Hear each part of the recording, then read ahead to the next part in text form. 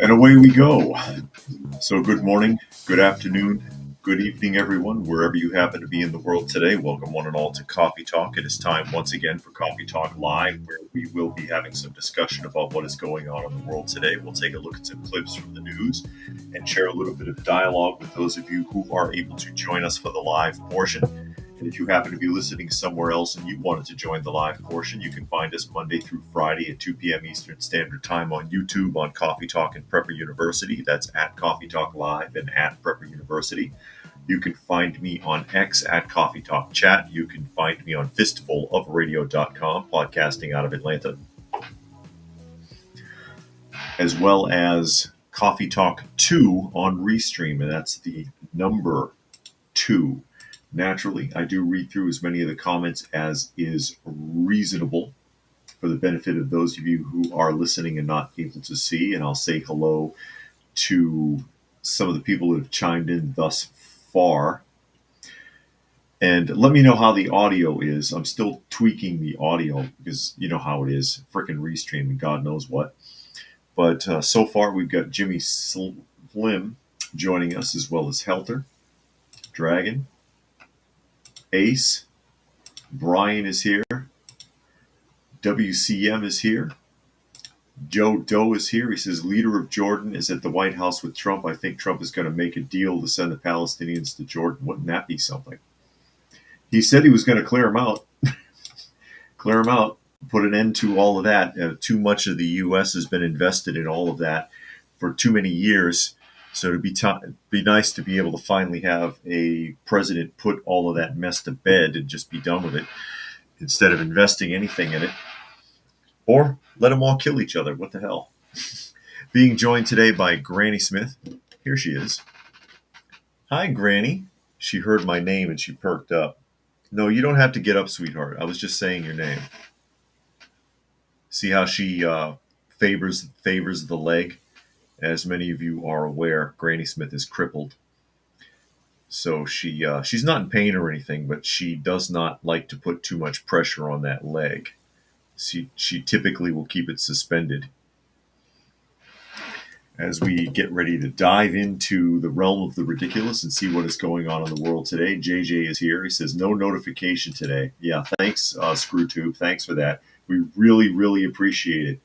We really appreciate it. Again, wanting to know how the video and audio quality look today. It's been a nonstop battle all year between YouTube and Restream, trying to get everything to work properly.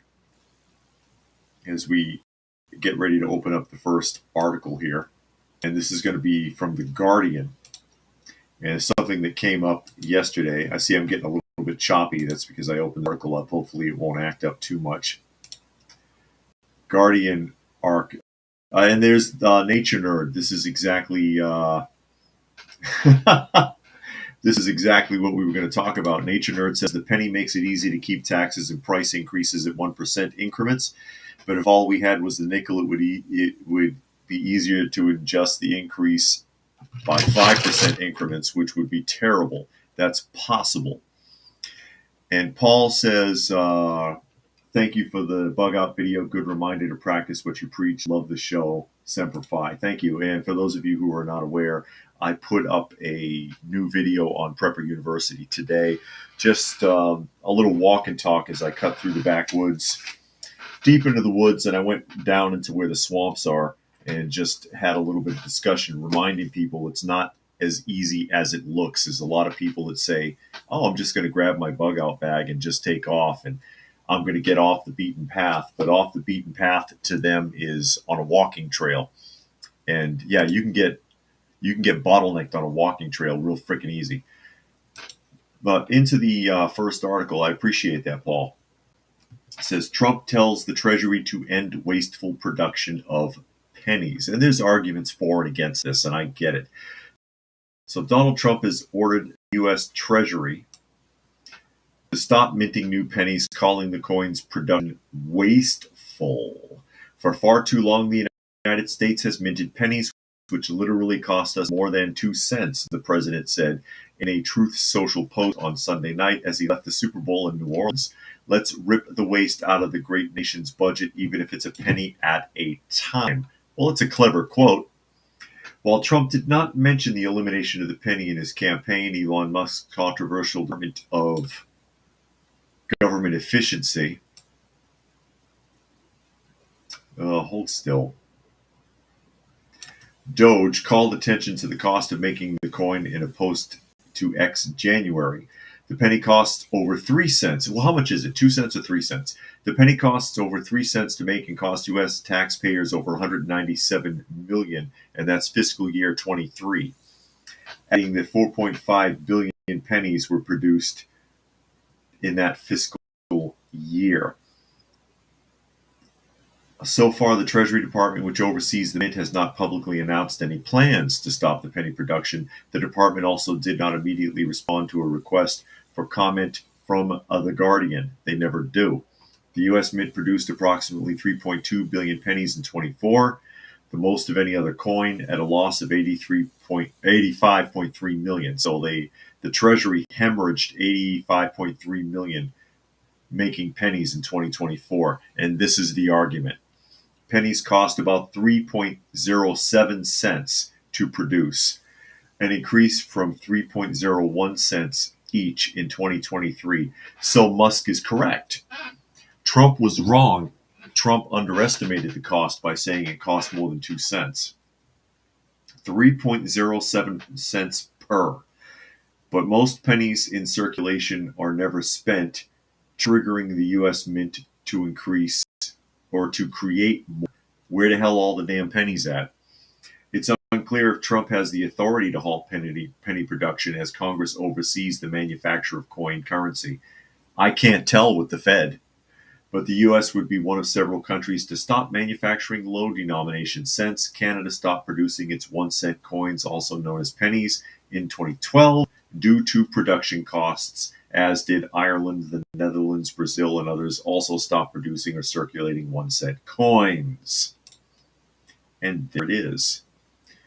And there it is. As I catch up a couple of comments here, I see Cyberjack Sr. has joined us, as well as Raccoon.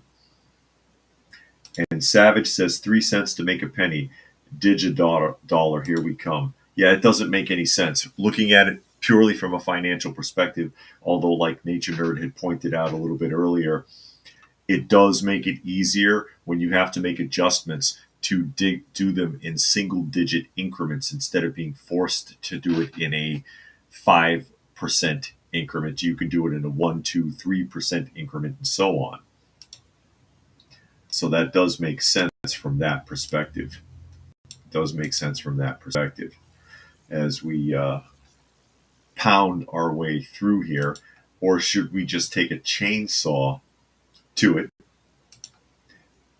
as Doge starts targeting the Department of Education, which I think they should finish what they're doing with the USAID first. But hey, he's got over 400 government bureaucracies to examine, which is why they're pushing so hard to move things on as quickly as they are.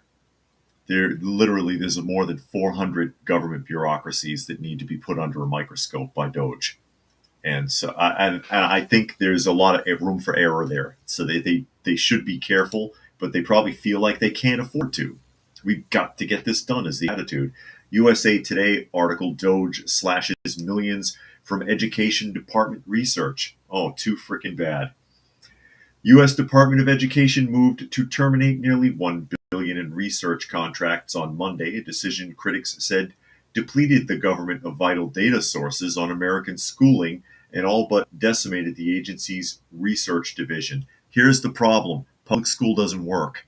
Hasn't for decades. What do you need to research that you don't already know? All the programs that you have implemented since the creation of the Department of Education in 1979 have been failures. And the more you try to add to it, the bigger the failure becomes. Which is why this is being walked back in the first place. What research do you need to do? Oh, look, this program doesn't work. No shit. None of them do. The move was announced on social media by the Department of Government Efficiency, a new quasi-government agency run by ex-owner Elon Musk. We all know this. I don't know why they have to emphasize. The task force run by Musk, a tech billionaire. The more emphasis, they didn't know how to fill the article in. Who wrote this article? Zachary Shermel. Zachary Shermel likes filler. So Doge said it terminated 89 contracts worth $881 million. In another ex-post, Doge said it canceled 29 DEI training grants totaling an additional $101 million. Eliminating the agreements effectively halted the work of the Institute of Educational Sciences, the arm of the education department responsible for gathering information about students and schools nationwide. And again, after like 40 years, how much more information do you need to know that your system is failing? The scope of Doge's changes may be larger than publicly stated, according to an internal memo from an Institute of Education Sciences employee obtained by USA Today. Members of the Doge team said Monday that 169 educational research contracts would be canceled, ending nearly all of the Institute office's work, the memo said. Although Institute employees hadn't been placed on leave, they expected to receive notices soon. The Doge team, according to the memo, communicated that the legality of its cost-cutting measures wasn't a factor in the decision-making. Also, keep in mind there are several other departments that are also conducting the same types of experiments, and that's just redundancy, and that's a waste of your tax dollars as well. The department said Tuesday that several contracts, including the National Assessment of Educational Progress, also known as the Nation's Report Card, were spared. Also intact was the College Scorecard, an Obama-era tool that uses information about universities to help students decide whether programs provide value that merits the investment. And still, they pick really crappy studies at these colleges. Raccoon says, would this affect stores pricing items? So instead of something being $1.99, it would make it $2. Yes. Or if it was like, so yeah, if it was $1.99, it would either go to $1.95 or $2 exactly. They would have to round it up or down to the nearest 5%. Monkey has joined us. Brian says, public school stole 13 years from me. I will never get back. I know how you feel. Nature Nerd says, pennies fight inflation. It's saving the country a lot more to make one than to get rid of them. There are much better ways to save money than getting rid of the penny.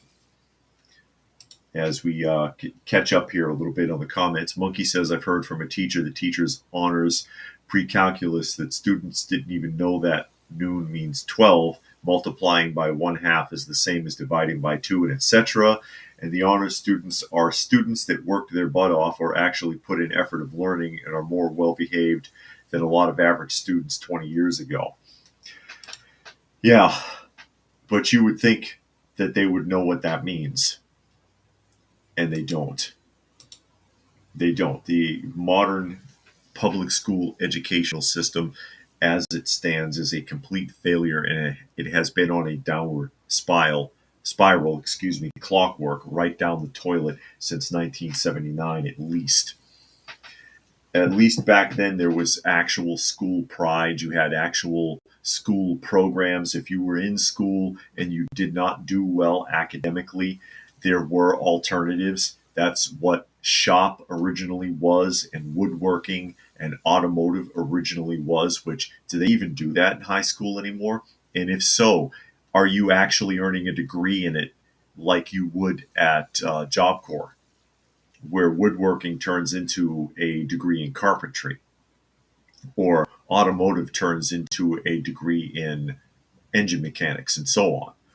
Because they knew they had students who academically they weren't going to make it. So yeah, let's teach you a profession. That's smart. That's how high school used to be. Listen to the Beach Boys song, Be True to Your School. There used to be a pride in it. Now kids can't wait to get the hell out of high school. They don't give a damn about it. They do not give a damn. More cutting of waste here. I'm going to pop up a Washington Examiner article. Hopefully I won't get choppy. Nobody answered me about whether or not the audio and video are any different today. Going to pull up a Washington Examiner article, and sometimes Restream gets a little choppy when the article starts to open. And Raccoon says metal and wood shops were for the burnouts in my school. DHS, Department of Homeland Security, fires 4 FEMA employees who sent New York City $59 million for migrant hotels.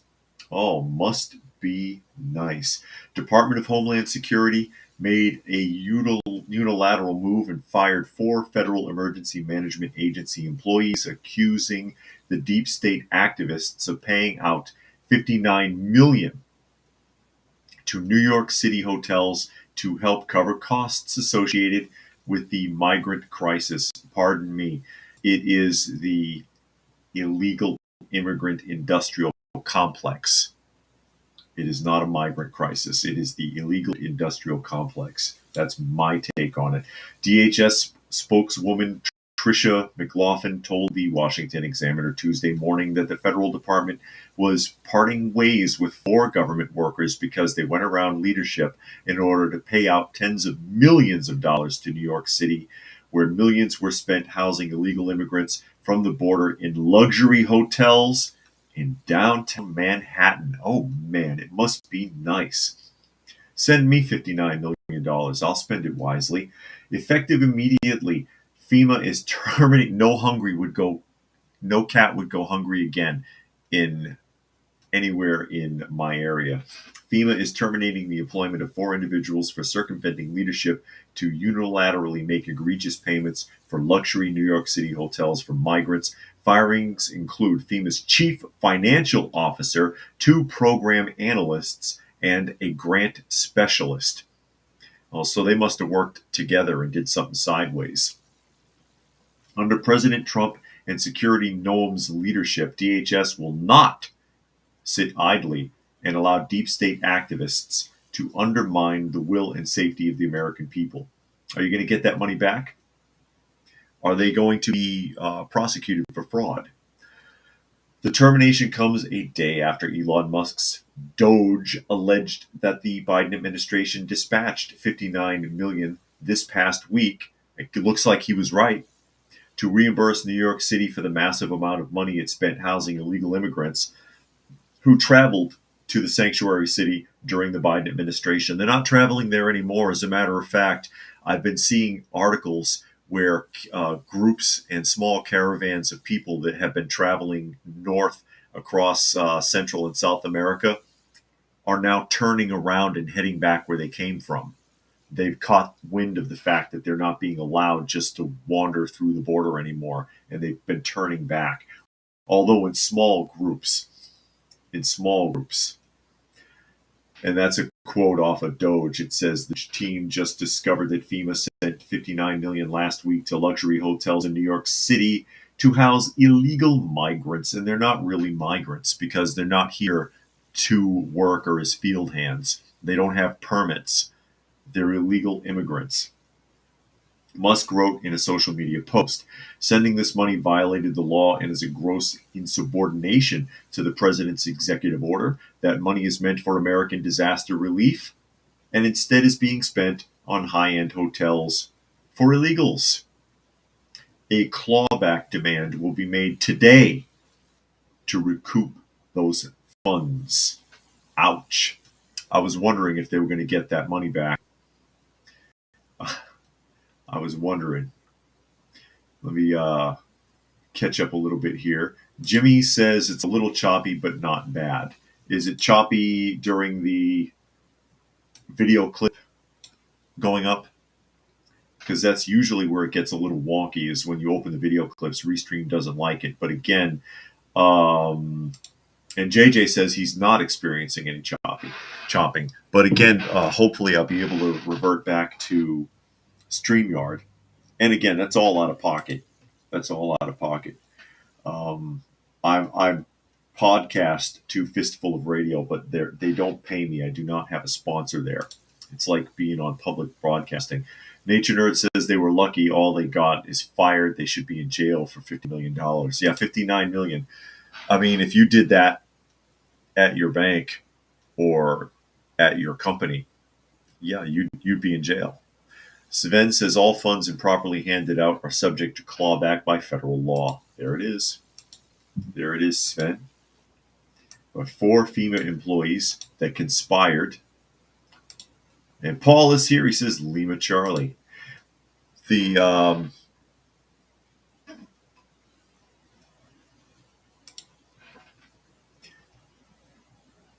they decided to collaborate, it looks like, and tried to circumvent, and probably didn't think they would get caught because they're used to how things were under the Biden administration. Soft politics, weakness, and it didn't quite work out. Now, you saw the thumbnail. I assume you saw the thumbnail, and that was the Pope. That was the Pope. Show me the money. Because the Pope is again condemning the Trump administration about the migrants. Okay? I have a theory about this. And I'm going to read that. Zane is here. I'm going to read an article. I'm going to discuss that. Again, this is going to be an Associated Press article that's going to pop up. Pope rebukes Trump administration over migrant deportations and appears to take direct aim advance. Direct aim advance. And there he is. There's the Pope. It says Pope Francis issued major rebuke Tuesday, again, to the Trump administration's plans for mass deportations of migrants. It's called repatriation, Pope Francis. When people are in your country illegally and they're not doing anything beneficial to the country and they don't have permits or visas or anything, it's called repatriation. But can I come and just hang out at the Vatican? It's considered a sovereign nation. If I scale the wall, can I just hang out there? Back to the article. Warning that the forceful removal of people purely because of their illegal status deprives them of their inherent dignity and will end badly.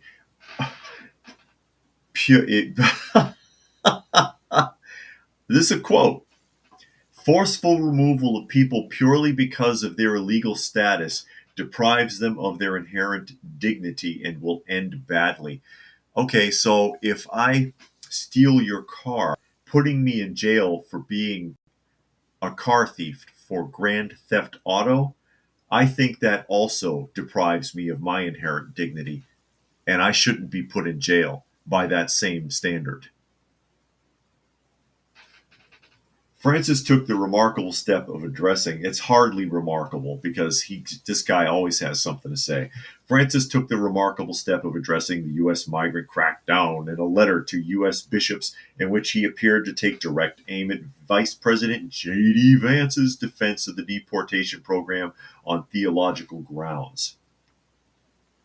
U.S. Border Czar Tom Homan immediately pushed back, saying Francis should leave border enforcement to his office, and noted that Vatican City state is surrounded by fortress-like walls. Thank you, Tom Homan. That is absolutely correct. That is absolutely correct. History's first Latin American pope, hardly, has long made caring for migrants a priority of his pontificate, citing the biblical command to welcome the stranger. Welcoming the stranger and having him live in your home permanently on your dime is not the same thing, Pope Francis, and you know it. In demanding that countries welcome, protect, promote, and integrate those fleeing conflict, poverty, and climate disaster, oh please, Francis has also said governments are expected to do so to the limits of their capacity. Well, we're at our limit, Pope Francis. Now, the real reason Here's my take on it. I'm going to read this real quick. And I see Carrick has joined us. Glad you could make it. Sven says, yeah, the Vatican was getting some of the kids. Oh, no. And Sounding Six says the Pope works directly for the devil. And one more here from JJ real quick. Given the criticism by the Episcopal and Catholic churches, maybe Trump should consider removing their tax exemption status. Now, in my opinion, the real reason that he has a huge problem with this, and also since he allegedly stems from Latin America, I mean, yeah, I guess technically he's the first Latin American pontiff, but the United States, and particularly under the Biden administration, has been paying the Catholic Church billions over the last several years to direct these people. When you see those way stations all through South and Central America, when those people are coming from all over the world and landed in South America and working their way up through Central America towards the American border, who do you think's been helping them? Where do you think they've been stopped off? Who do you think's been giving them sandwiches and sleeping bags? Catholic charities. Where do you think the Catholic charities get the money? By Trump closing the border, he's taken a piece of Pope Francis's pie. That's big money. That is big money coming from not just USAID. Remember when we read the article from Kenya? Kenya's happy to see USAID shut down because all that money goes to Catholic bishop charities in their country and then disappears. Where's the charity? I don't know. We're not seeing it. How many hundreds of millions of dollars? And we don't have a dime. Thanks for that, Pope Francis. This is a big income shifting these people around, especially into America. And they just had the rug pulled out from under them by Donald Trump, who says, yeah, well, you know, all of our USAID satellite offices are going to be cut off. They've been fired. 10,000 people. Pope Francis is worried about filling his pockets. He don't give a shit about migrants. I don't believe it. I don't trust that guy. I'm sorry. I know somebody might be offended about me being so crass, but I do not trust that guy. Peter says remove government funding for religions. Fair enough. Fair enough. But that's what I really think. That's what I really think is going on. Where Pope Francis is concerned, he's so upset about this. Oh, it's unfair just because they're illegal. What about their dignity? What about their dignity? What about our dignity? Zane says, to be fair, if this is true, I hope we see all the money going to the American people. Well, the idea is that if we can alleviate all these burdens, you can start turning off all these extra taxes, and it will relieve the American people because less money will be taken from them in the long run. You know, because if they take so much from us over the years and it's increased and increased, they've dumped all this money into all these pet projects that the government doesn't need to be involved with. And then when they run out of money again, their solution is to tax us more and regulate us more. That's just not right. It's not fair. And eventually you're going to run out. Reagan warned us about that many years ago. Sounding says, I don't trust anyone that wears a pointy hat.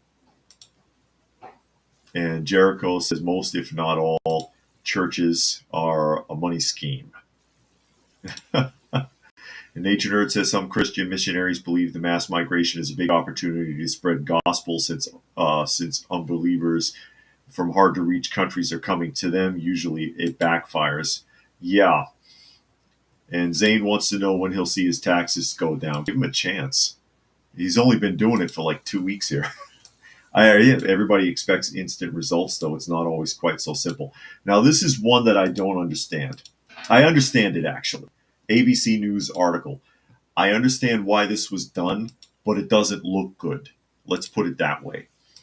Trump pardons former Democrat Illinois Governor Rod Blagojevich. Who remembers Blagojevich? This is going back way. President Trump signed an executive order pardoning Rod Blagojevich, the former Illinois governor who was sentenced to 14 years in prison before Trump commuted his sentence in 2020. He says, "It's my honor to do it." He was set up. Trump called the Democratic former governor a very fine person and said he didn't know him other than he was on his TV show Celebrity Apprentice. The past few months, Blagojevich has been active on X expressing support, blah, blah, blah. And for those of you who don't remember, and I want to say this happened, when was it? Back in 2008? Was it 2008, 2006? I think it was 2008. That's Blagojevich, okay? He was the governor of Illinois, and he was accused of trying to sell Barack Obama's vacated seat, okay, when Obama was taking the presidency, all right? Which, quite frankly, is probably how Obama got the job in the first place. He was accused of trying to sell the seat. Whether or not he did, I don't know for sure. But they slammed him with a 14-year sentence. And so, and I know the media can pick Trump apart for this. It doesn't look that good from that perspective. But at the same time, he's already served his sentence. Blagojevich been out of jail. Okay, he's been out of jail. WCM says taxation is extortion. Yes, it is. And he says Trump was selected to further the real ID tracking system and fire the sixth generation gold-backed CBDC. His words, beast system. And Sounding says he doesn't even have a full cabinet yet, talking about Trump. And then Sounding also says Blagojevich got a raw deal. And yeah, that's why Nature Nerd, he asked why did he pardon a Democrat governor? Because he feels that Blagojevich got screwed, and he emphasizes because of what they tried to do to him over the last 4 years. That's why. And this, so it looks funny. It looks funny in the media, but that's why. He says, quote, this is Trump again, pardon people that were assaulted themselves. They were assaulted by our government. And that's what he's talking about there. That's what he's talking about. That's what he means. I don't know if anyone saw this. And this is Representative John Larson, Democrat, in Congress. And I want to play this video clip.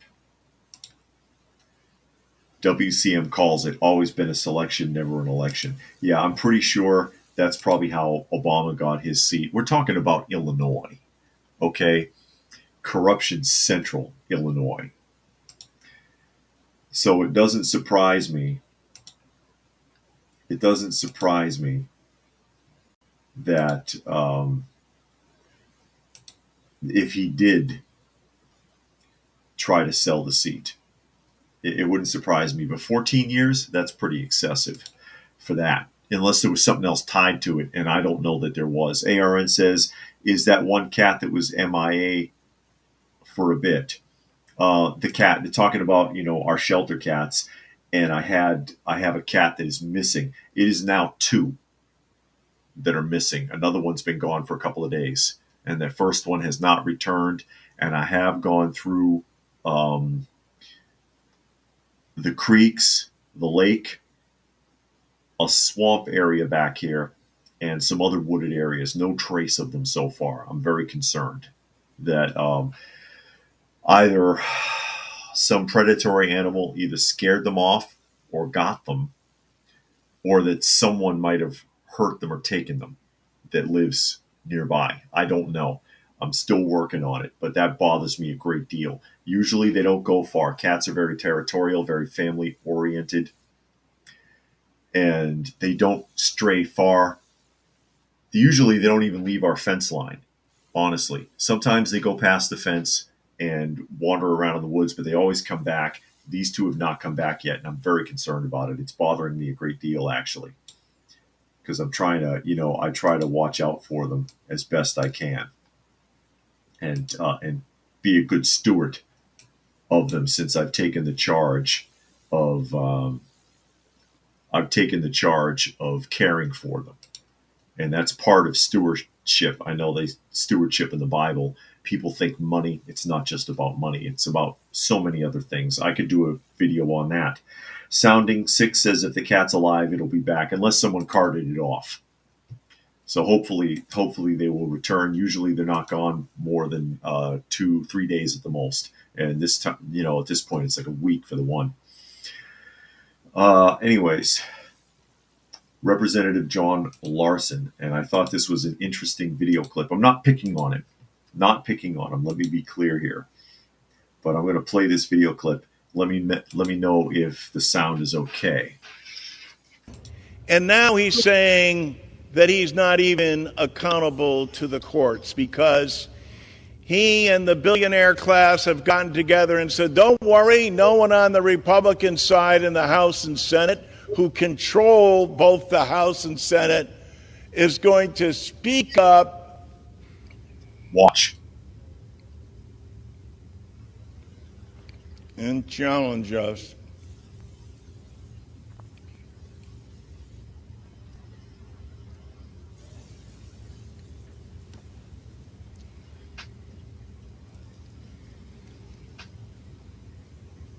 But we need to protect Americans' privacy and their social security. Dude just shorted out. And you see his tone of voice, I'll back it up again. Challenge. Okay. He went from volume to silence to mumbling, and he's drastically licking his lips, licking the inside of his mouth. Who control both the House and Senate is going to speak up. And there it is. Arm drops. He's lost. And challenge us. His mind just went blank, and now his voice is gone, his focus is gone, and now excessive swallowing, and licking the inside of his mouth. If I was him, and like I said, that's why I'm not picking on the guy. If I was him, I'd be on my way in for an MRI, because it looks to me like the reaction to an aneurysm.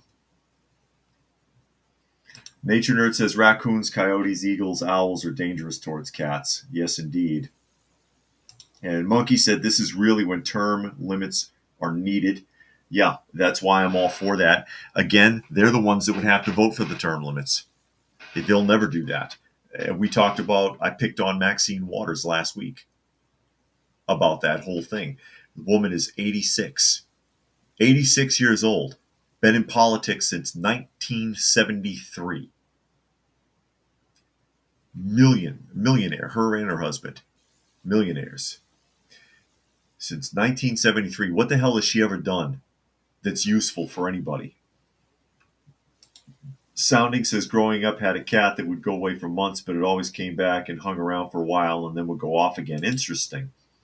I'm taking care of a local clouder, though. We had 18 in total that we were taking care of for, and I worked with the local chapter of the Humane Society to get them all TNVR'd, and they all come and eat from us. And as far as the raccoons, they go and scavenge our compost pile on the other side of the yard. They don't bother the cats usually. Monkey says unless you can get huge majority of the Senate and the House, the states are the best choices at this point in time. And Nature Nerd says Ronald Reagan was against 2-term limits. JJ says the pause was so long I honestly thought there was a screw up in the video. No. And JD says his constituents keep voting for him. That's what they want, apparently. or that's what they want us to think they want. I can't imagine how AOC keeps getting voted for. Or yes, I can, because no one votes out in her borough, apparently. As you recall, not this election that she just won, but the previous election, no one, no one ran against her. It was a shoo-in. She couldn't lose. And then the guy who ran against her this time was another Democrat, and he was a banker, so everybody instantly didn't like him. A banker might be what they need. You want to save some money in your borough, but whatever, New York, screw you. Anyway, if I was this guy, I mean, they suggested he might have had an adverse reaction to some medication, but shorting out like that, I mean, it sounds to me like he might have had a brain aneurysm. And I'm like, yeah, if I was that guy, I would, I would definitely get checked out. I would definitely get checked out before he just drops dead somewhere, because that's scary. Somebody just blanks out like that, and they don't know what to say or how to say it. Even the words don't come, and then the change in uh, in his mannerisms suddenly. How he was almost like talking to a different person. Yeah, I would definitely get that checked out if I was him. New York Post. Jumping to the Post now. Colombia's anti-Israel student protesters now have the audacity to try to sue the school for suspending them. That's not going to fly. Colombia protesters broke the rules. Now they're suing the school because they didn't want to face the consequences. 3 students filed a lawsuit against the university last week, complaining that Colombia went to extreme lengths to quash protests after the school's Gaza Solidarity encampment ignited a global uprising last spring. The schools were lax for quite a long time before they got around to cracking down on that. And they cracked down on it when it got out of hand, especially when it was discovered that the majority of the people that were on campus rabble rousing with all of that weren't even from the damn schools in the first place. And some of those protests were backed by George Soros through one of his charities. We read the article last year. Catherine Caron Groom, Aidan Parisi, and Brandon Murphy whine about being wrongly suspended and arrested during protests, even though they were brazenly defying school rules and breaking the law. They're hoping for a settlement. They apparently are utterly incapable of understanding that rules are rules, like much of the modern generation. What are you going to do? These students are learning the hard way that their actions have consequences, according to Columbia Alumni Association President Ari Schrage, as he tells the Post. If they really believed in what they were doing, why are they suing? That's a good question. Because if you really believe in it and you're really protesting, getting arrested or even getting hurt are a strong possibility. That could happen. While these students might like to think of themselves as martyrs for their cause, they weren't actually disciplined for their political beliefs. If they were, I would defend their free speech, even though I disagree with their point of view. Nobody hunted them down because they were pro-Palestinian. They literally plopped themselves down in the middle of the quad and had a tantrum when the school repeatedly asked them to pack it up. These students got in trouble for engaging in disruptive and illegal protesting activity that unambiguously violated schools' rules. Columbia's outdoor space policies have existed since students last pitched an encampment to protest South Africa's apartheid in the 80s. A simple glance at the student handbook or school website places last spring's protesters on the wrong side of school's rules. All tenting must be ordered through Columbia's Facility Events Administration. This isn't viewpoint discrimination. If pro-Israel students decided to set up their own tent city and scream and shout in the middle of campus, they would have been cleared out too. Yeah, that's a mess. It disrupted the school. It disrupted the students. It caused a lot of problems. A lot of problems. Jericho says something like that happened to that one show host in the early 2000s. It was on live TV. She fainted and was hospitalized on the spot. Indeed.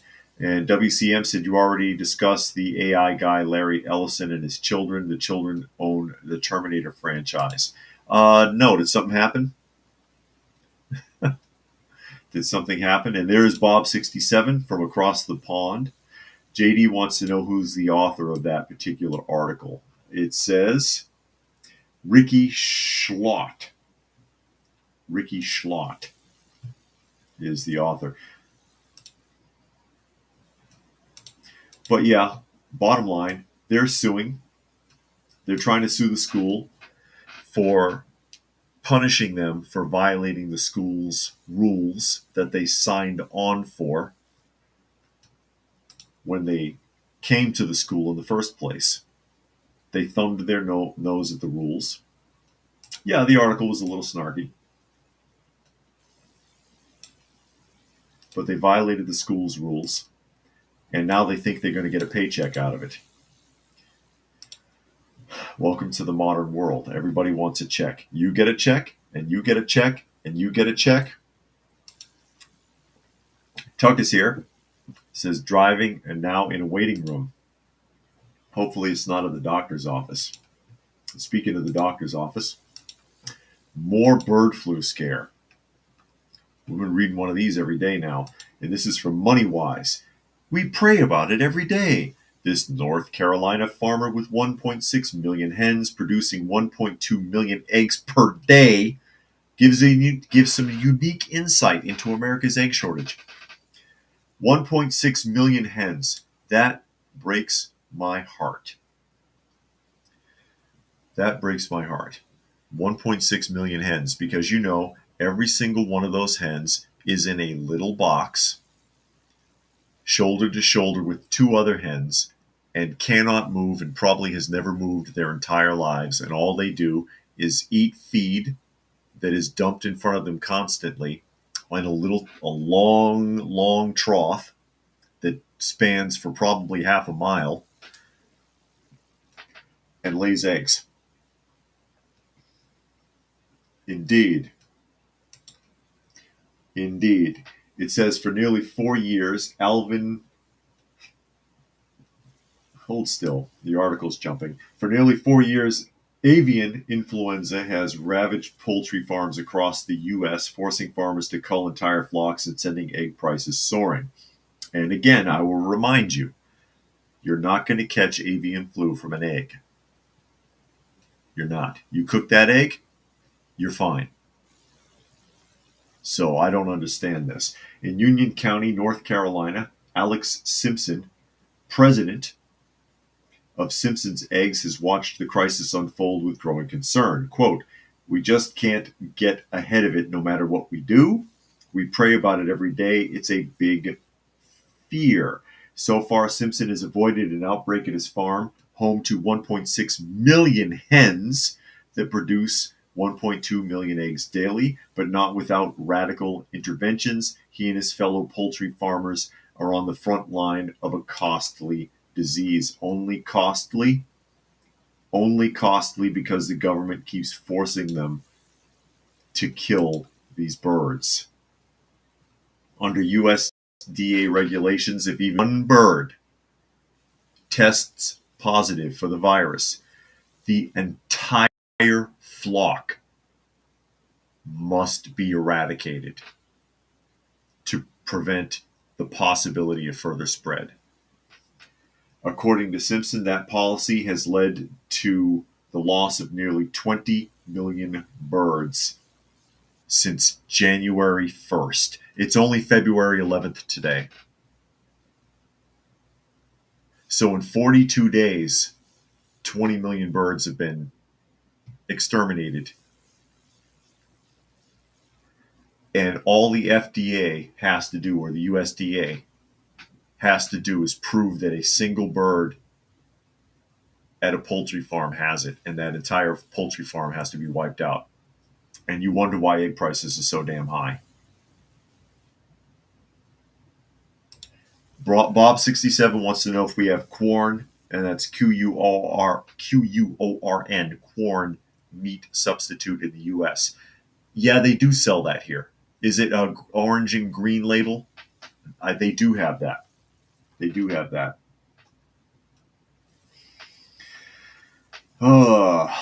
Nature Nerd wants to know how you get 1.6 million hens on a farm. Well, you've seen the pictures, those long hen houses that look like there's a cloud of dust in there. But instead of them walking around on the floor, they're all hemmed up in little boxes. They're all hemmed up in little boxes. And WCM says poor birds. Brian says they know it's nonsense. They're just trying to sue so they can watch TikTok porn and watch the Kardashians all day. Talking about the previous article there. Tuck says local Walmart finally got eggs. Local Aldi had none, and when they do get some, it's $5.47 a dozen. Wow, $5.47 a dozen. That's a lot.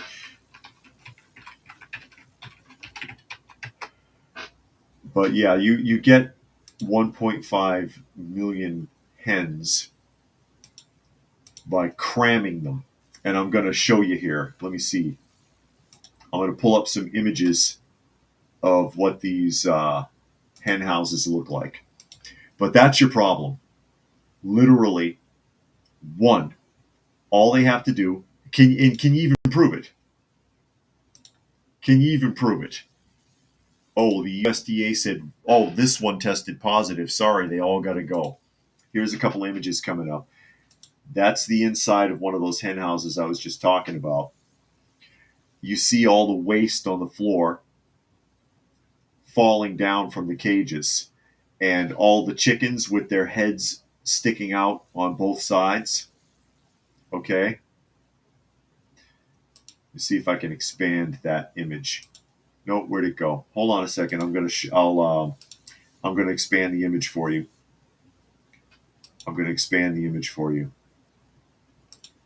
Here we go. And I'll describe it for those of you who can't see. Here it is. This is a one shot of it, and it's a long building, and it's about what looks like maybe 8 inches of waste under the cages there. All right. And you see the eggs in the trays.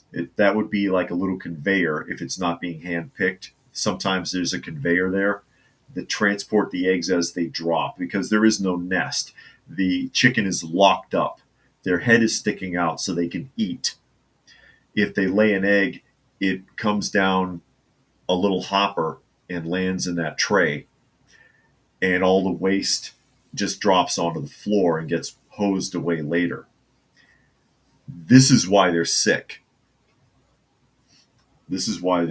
Jericho says, isn't that inhumane? Well, yeah, but take that up with the USDA. They allow it. This is evil to me. That's evil to me. That's how you have 1.6 million chickens on one farm. Because they spend their whole lives in a little box with their head sticking out until they can't produce eggs anymore, and then they get slaughtered.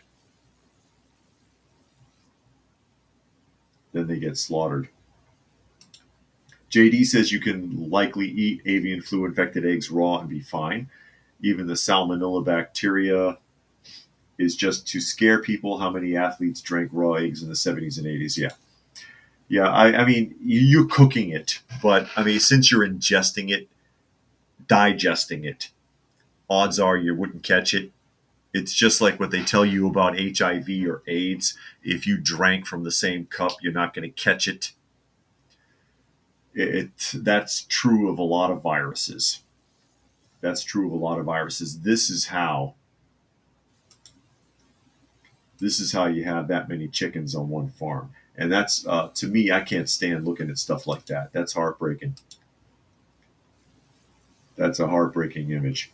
But, these animals are abused at industrial farms at a scale that can't even be imagined. But that's why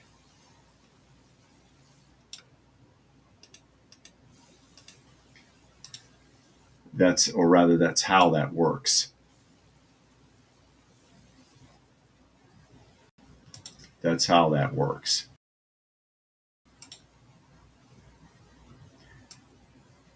An interesting point to note.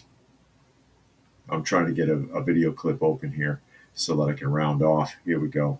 It's important to note, again, that literally one chicken on that farm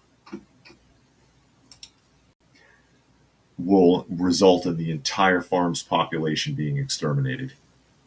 So if I have 500,000 chickens in that hen house and the USDA claims one of them is sick, that's it. That's it. My whole farm is Chapter 11. Since we just had the Super Bowl pass, thought you might like to see. Let me see if I can expand that image.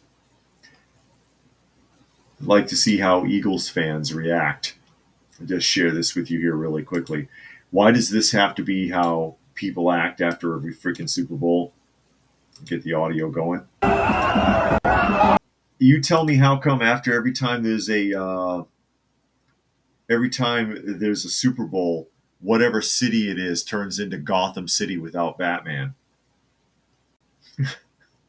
Seriously, look at these people. And this is just one clip. There's dozens like this. They're looting that truck. They're looting that. Yes, Tuck, that's Philadelphia. And sounding says they don't call it Philadelphia for nothing. That is JD as if Obama had a son. There you go. There you go. Quote a day. They're looting this truck. Do you know what they're?